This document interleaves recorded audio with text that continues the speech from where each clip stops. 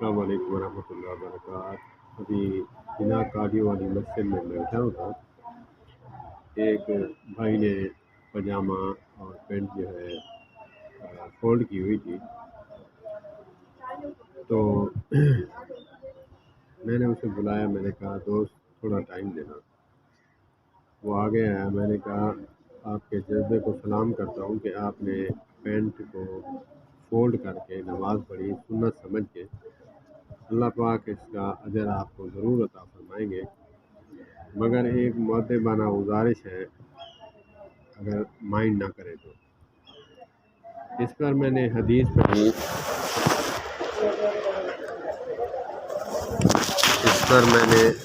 پڑھی کہ آقا کریم علیہ الصلوۃ والسلام نے فرمایا کہ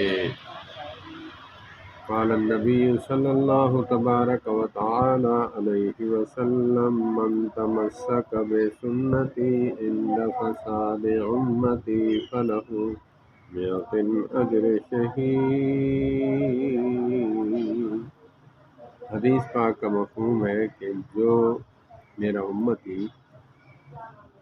عند فساد امتی، ایسی حالت ہو کہ سنت کو مردہ کر دیا جائے اور فوت کر دیا جائے، اس کی طرف دھیان ہی نہ جائے، تو اس سنت کو زندہ کرنے والا 100 شہیدوں کے برابر ثواب کماتا ہے۔ میں نے کہا آپ کے جذبے کو سلام ہے، مگر آپ علماء سے پوچھیں، میں ایک طالب علم ہوں۔ علماء فرماتے ہیں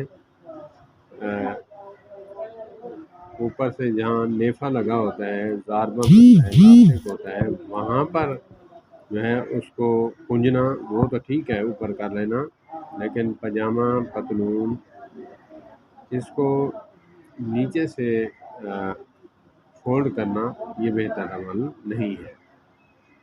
انہوں نے کہا ٹھیک ہے۔ میں نے ان کو یہ بھی کہا کہ آپ یوٹیوب پہ ہر مسالے کے علماء دیوبند، علماء بریلوی، علماء اہل حدیث جو بزرگ ہیں، ان کی اس ٹاپک پہ آپ ویڈیو نکال کر دیکھ سکتے ہیں۔ یہ متفق علیہ مسئلہ ہے، یہ کوئی مختلفی مسئلہ نہیں ہے، یہ مشترکہ مسئلہ ہے۔ اللہ پاک ہمیں عمل کی توفیق عطا فرمائے۔ ایک بات میں کہوں گا، لوگ کہتے ہیں سچ کڑوا ہوتا ہے، لیکن یہ بات ہرگز نہیں ہے۔ مجھے اتنی خوشی ہوئی ہے یہ بات اس بھائی کو کہتے ہوئے۔ یہ ادب، یہ محبت جو آئی ہے علماء کرام کی نسبت سے آئی، اور بات کرنے کا سلیقہ، انداز جو ہے علماء کی صحبت، علماء کے بیانات سننے سے آئی، وگرنہ ہم یہی کہتے ہیں، فتویٰ لگا دیتے ہیں کسی پر، تو بات ایسی احسن طریقے سے کرنی چاہیے تاکہ اس کو عمل کرنے میں، سننے میں آسانی ہو۔ آج تو مسلکی دورہ ہے کہ جب بندہ کسی کو بات بتاتا ہے تو ڈرتا ہے کہ وہ آگے سے کیا رسپانس دیتا ہے۔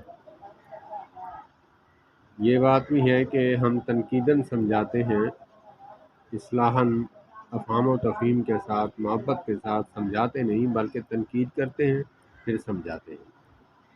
اللہ پاک مجھے بھی عمل کی توفیق عطا فرمائے۔